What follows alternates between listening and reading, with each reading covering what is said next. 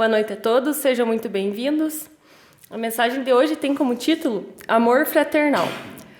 As afeições familiares, os laços sanguíneos, as simpatias naturais podem ser manifestações muito santas da alma, quando a criatura as eleva no altar do sentimento superior. Contudo, é razoável que o espírito não venha a cair sob o peso das inclinações próprias. O equilíbrio é a posição ideal. Por demasia de cuidado, inúmeros pais prejudicam os filhos. Por excesso de preocupações, muitos cônjuges descem às cavernas do desespero, defrontados pelos insaciáveis monstros do ciúme que lhes aniquilam a felicidade. Em razão da invigilância, belas amizades terminam em abismo de sombra. O apelo evangélico, por isto mesmo, reveste-se de imensa importância. A fraternidade pura é o mais sublime dos sistemas de relação entre as almas. O homem que se sente filho de Deus e sincero irmão das criaturas não é vítima dos fantasmas do despeito, da inveja, da ambição, da desconfiança. Os que se amam fraternalmente alegram-se com o júbilo dos companheiros, sentem-se felizes com a aventura que lhes visita os semelhantes.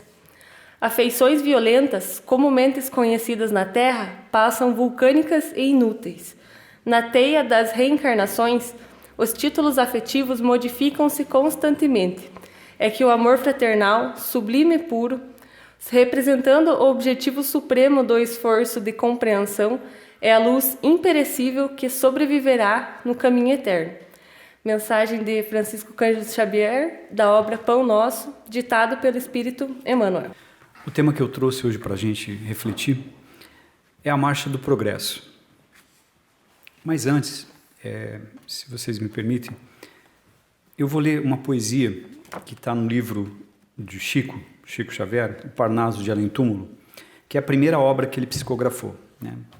E essa edição, que a gente tem até para empréstimo ali também na biblioteca, é uma edição que tem os poemas de vários poetas famosos da época e até hoje, e são poemas que depois deles há um estudo, uma reflexão de profissionais da área, né, de especialistas da área, dizendo da veracidade daquele poema, de como ele foi feito, né, tirando qualquer possibilidade de que Chico tivesse fraudado, tivesse copiado o estilo desses poetas. Então, é um livro muito interessante, além do que as mensagens realmente são muito profundas. Poema para ler é complicado, né? Mas eu espero que vocês absorvam o sentido. Ave Maria. Ave Maria, Senhora, do amor que ampara e redime. Ai do mundo se não fora a vossa missão sublime. Cheia de graça e bondade, é por nós que conhecemos a eterna revelação da vida em seus dons supremos. O Senhor é sempre convosco, mensageira da ternura, providência dos que choram nas sombras da desventura. Bendita sois vós, Rainha, estrela da humanidade, rosa mística da fé, lírio puro da humildade. Entre as mulheres sois vós a mãe das mães desvalidas, nossa porta de esperança e anjo de nossas vidas. Bendito o fruto imortal da vossa missão de luz, desde a paz da manjedoura, as dores além da cruz.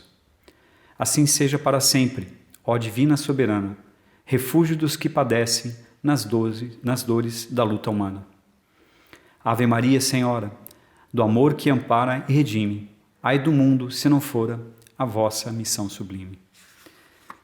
É uma poesia do poeta Amaral Ornelas, né? Ele nasceu no Rio de Janeiro em 20 de outubro de 1885, né? E falecido em 1923, né? Então, é um estilo de um poeta. Muito linda essa passagem, e essa passagem tem muita importância para nós. A equipe do Dr. Bezerra de Menezes, ela é uma equipe que trabalha com as curas, com os trabalhos de curas, e ele é o nosso, vamos dizer assim, diretor espiritual do Brasil e do mundo para as curas, para os trabalhos médicos.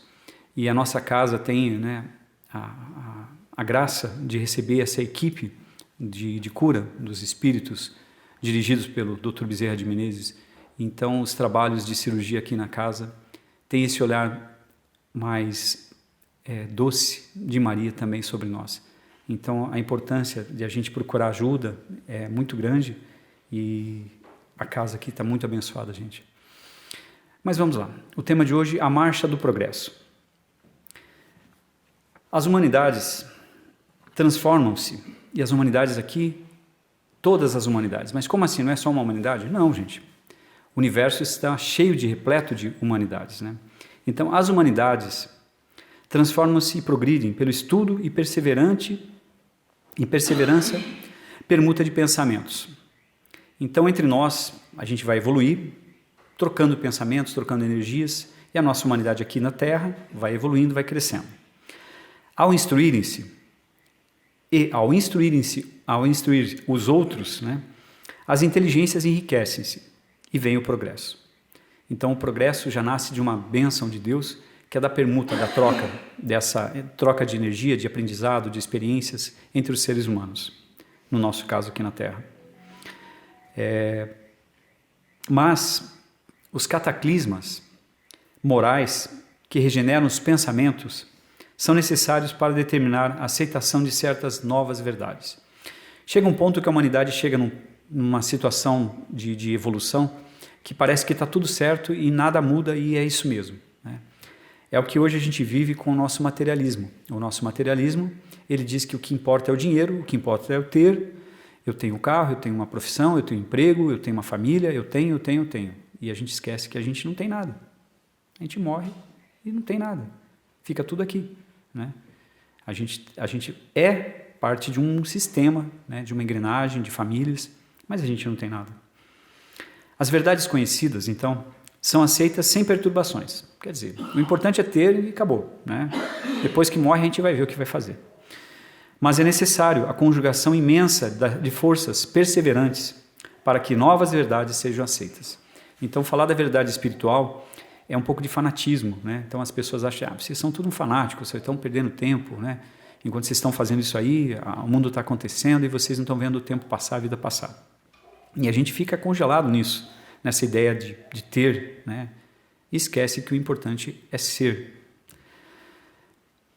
A gente tem aqui uma coisa muito, muito bonita, muito marcante, que foi a presença de Jesus na humanidade. A presença dele veio como uma perturbação imensa.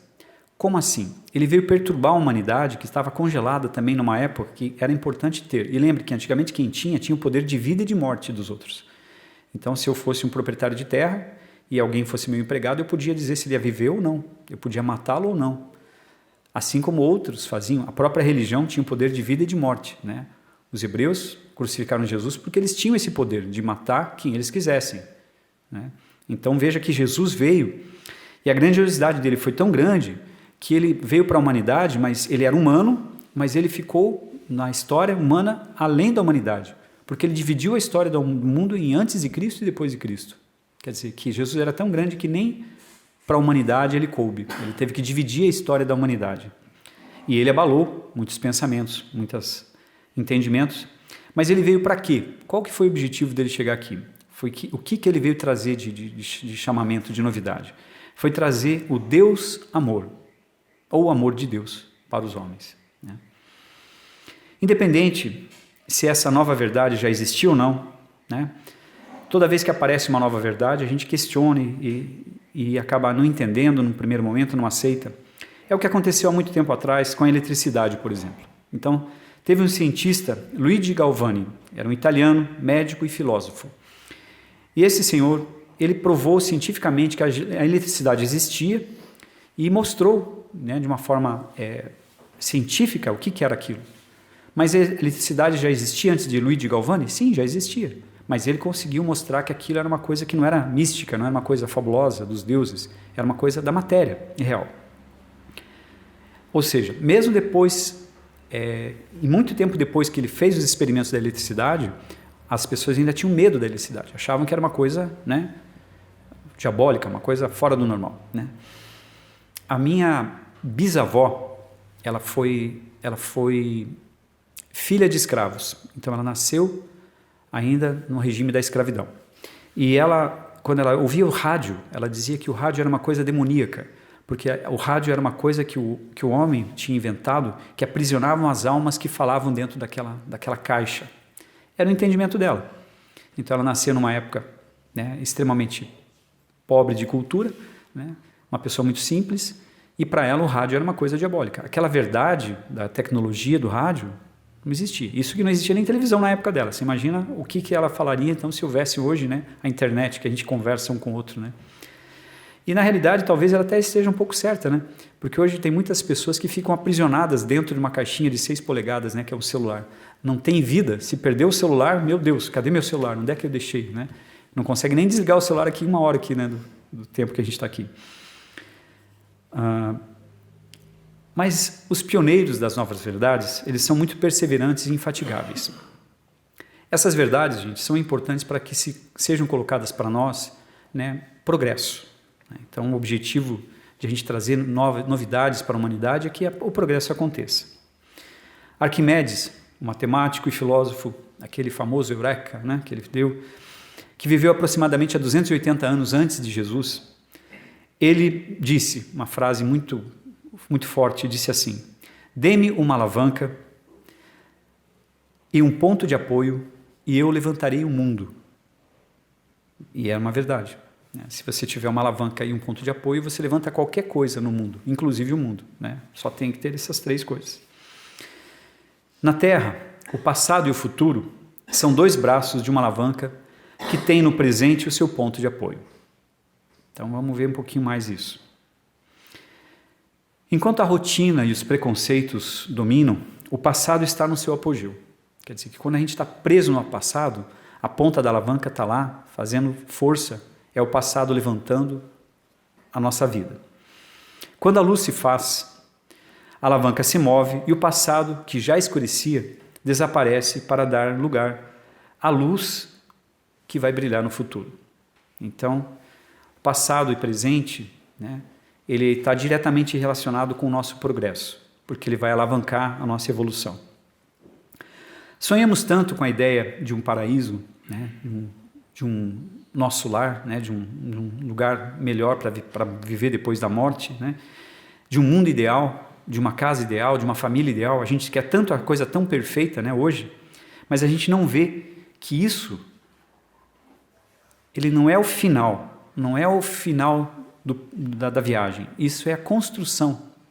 Ou seja, a casa ideal é aquela que a gente constrói dia a dia, pedaço a pedaço, conquista a conquista, sorriso a sorriso.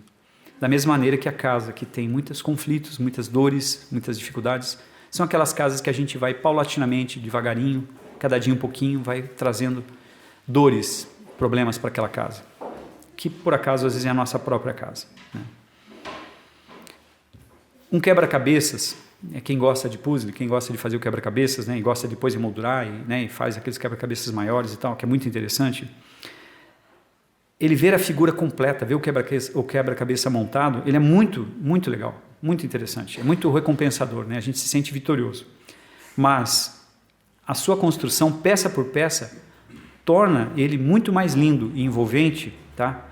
Quando a gente consegue envolver as pessoas que a gente ama junto com ele. Eu fiz aquele quebra-cabeça com o meu pai, com a minha mãe, com o meu tio, com o meu primo e tal. Aquilo fica mais valoroso, tem um valor sentimental maior, né? E agora imagina quando essa construção, né, não só do nosso quebra-cabeças, do puzzle, mas da nossa vida, ele tem também o envolvimento das pessoas que a gente ama, da nossa família. São conquistas, né, muito maiores.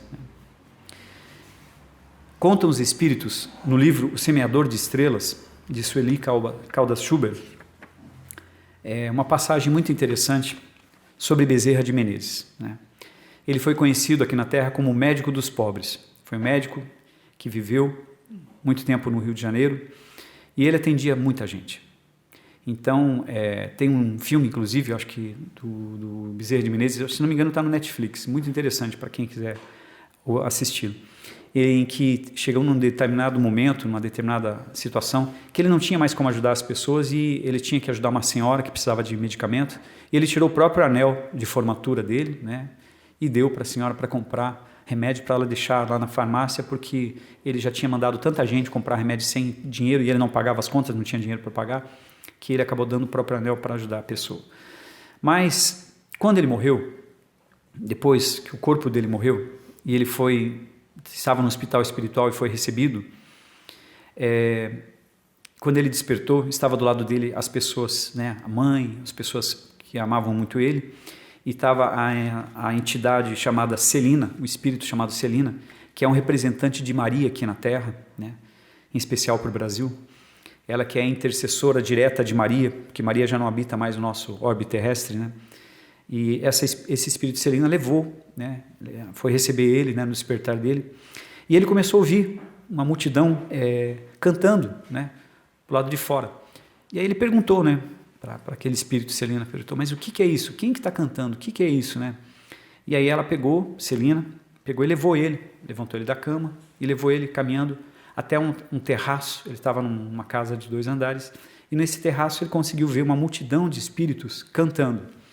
Estavam cantando em homenagem a ele, porque cada uma daquelas pessoas eram pessoas, mães, pais, parentes que foram beneficiadas diretamente por ele, ou parentes que tiveram seus parentes beneficiados por ele quando ele estava aqui na Terra. Então ele conseguiu construir um paraíso para ele, né? O paraíso, naquele momento ali, ele tinha atendido tantas pessoas, né, de uma maneira humana, de uma maneira grandiosa, que ele construiu o paraíso dele, né, peça a peça, como se fosse um quebra-cabeças, né? Então o nosso paraíso a gente constrói. A gente vai morrer, vai para o nosso lar, será? O que a gente está construindo hoje aqui, né? Como que a gente está fazendo a nossa vida no nosso dia a dia? O ideal de construção e de progresso, a gente pode lembrar também as mandalas tibetanas. Então as mandalas tibetanas são desenhos muito bonitos, feitos de areia, areias coloridas, que os monges tibetanos lá, monges budistas, eles constroem desenhos radiosos assim, num tapete de areia. E quando eles terminam de fazer isso, muitas e muitas horas depois que eles terminam isso, são vários dias e semanas de trabalho, eles pegam aquele trabalho deles, pegam aquela areia toda, desmancham e jogam no rio. E a gente pensa, meu Deus, tanto trabalho, uma coisa tão bonita, né, para eles pegarem, podiam vender, fazer alguma coisa, né? Mas não, eles desmancham aquilo e jogam no rio. De uma maneira de homenagear a vida, né, de trazer a reverência à beleza da vida e à beleza da morte. A vida no universo todo, como se aquela hora dedicada de beleza tivesse feito uma bondade para a humanidade toda, para o universo todo, né? Aquela beleza foi passada para o universo em forma de energia. E a gente pensa assim, meu Deus, né? Progredir. Por que é tão difícil progredir? Por que o progresso é tão difícil? E Allan Kardec fez essa mesma pergunta no Livro dos Espíritos, na questão 785, está lá. Qual o maior obstáculo ao progresso? Por que é tão difícil progredir? E a resposta dos Espíritos: o orgulho e o egoísmo obstruem o progresso moral, porque o progresso intelectual avança sempre. Vemos ainda o progresso intelectual duplicando a intensidade dos vícios, da ambição, do amor às riquezas, mas até isso tem seu lado positivo, pois incita o homem às pesquisas que lhe esclarecem o espírito. Então, a gente vê que tudo para Deus é aproveitado, até as nossas atitudes negativas, né, os nossos desvarios, vai ser aproveitado de alguma forma. E aí a gente traz a lembrança da Segunda Guerra Mundial, né? Na Segunda Guerra Mundial, os nazistas, nos campos de concentração, eles faziam muitas experiências científicas, né? E, por acaso, né, essas experiências eram feitas com os judeus, que, por acaso, eles não tinham nem interesse em saber se eles iam sobreviver ou não àquela experiência. Eles faziam aquela experiência para tirar proveito. E, realmente, até num dia de uma reunião, foi questionado isso, que até isso foi aproveitado para o desenvolvimento da ciência humana. E é verdade, foi aproveitado. Porque o progresso intelectual, ele avança de qualquer maneira. Mas existe uma outra coisa que é importante a gente perceber, que tem que haver um progresso moral. Então, aquelas experiências científicas que foram feitas com judeus, com crianças, com mulheres grávidas, com idosos, né, de formas terríveis, né, e abomináveis, aquelas experiências que foram feitas, elas trouxeram progresso para a humanidade? Precisava ser daquele jeito? Logicamente que não. Mas mesmo naquelas maldades executadas, houve alguma coisa que foi aproveitado para a nossa ciência, né?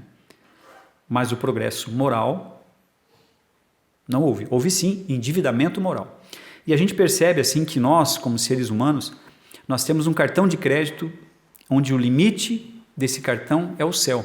Nós temos um cartão Platinum, American Express, Super, Ultra Power, que a gente pode se endividar como a gente quiser. E quanto maior o nosso entendimento, quanto maior a nossa evolução moral, maior o nosso poder de endividamento. Por isso a nossa responsabilidade. Então, se a gente tem um cartão de crédito que pode comprar 200 mil reais, se eu gastar esses 200 mil reais no primeiro mês, eu vou ter que pagar ele no segundo mês. E como é que eu faço se eu não tenho todo esse dinheiro para pagar? A nossa encarnação é a mesma coisa. Eu posso fazer o que eu quiser da minha encarnação. Eu posso, inclusive, acabar com ela hoje. Posso até cometer o suicídio. Mas eu vou ser responsável por tudo aquilo que eu pratico. Inclusive, se eu quiser acabar com a minha vida hoje. Então, mas dentro disso, o nosso progresso vai acontecer sempre. O nosso sofrimento vai ser aproveitado em nosso favor sempre, ou da humanidade. Então a gente vê que para Deus não há desperdício, né? O mundo moral se relaciona com o físico e do próprio mal se sai ou se faz o bem, né? Nossa evolução depende de duas asas, né? O Jacir já falou várias vezes isso aqui. A gente precisa ter a evolução intelectual, por isso a gente tem que ler, tem que estudar, tem que conhecer, tem que tentar se aprimorar dentro das nossas atividades trabalhistas, do que a gente trabalha, mas também, principalmente, do nosso conhecimento intelectual, também, da religião, qual seja ela, a gente tem que conhecer, tem que ler, né, para que a gente conheça cada vez mais a nossa religião, para que a gente também evolua o nosso lado moral. Porque quanto maior o nosso conhecimento, maior a nossa responsabilidade, né? Então, se a gente não conhece nada, a gente pode dizer, eu não sabia que isso era proibido, então vou fazer. Eu não sabia que isso fazia mal, então eu vou fazer, vou praticar. Mas a partir do momento que a gente sabe que aquilo não deve ser feito, né, a gente não deve mais praticar. Por isso que a gente fala que o Espiritismo não proíbe nada, né? O Espiritismo permite tudo aquilo que você quiser reparar depois, né? O que você quer fazer com a tua vida? Quer beber? Beba. Quer fumar? Fume. Quer usar droga? Usa. Mas você vai ter que arcar com as consequências depois. E talvez numa próxima encarnação as dificuldades sejam um pouquinho maiores do que essa. É como o cartão de crédito. Quer gastar todo o teu limite do cartão? Gasta. Mas alguém vai ter que pagar essa conta. E não vai ser outra pessoa a não ser a nós mesmos, né? Então a gente tem que pensar nisso. Todos temos que ter um objetivo de evolução alcançável. Nessa encarnação, não adianta a gente querer viver como Chico Xavier. Não adianta querer achar que a gente vai sair daqui como Chico Xavier ou como Bezerra de Menezes. A gente não tem essa capacidade, talvez, hoje, né? Um dia, talvez, mas hoje, nessa encarnação, a gente tem que ver o que a gente pode fazer, para que seja exequível, que a gente consiga realizar o nosso progresso, né? A nossa meta tem que ser exequível. Como uma meta de uma loja, de uma empresa, que coloca uma meta impossível de ser alcançada pelos vendedores, pelos funcionários, não tem sentido, né? A meta tem que ser colocada de acordo com aquilo que a gente possa realizar.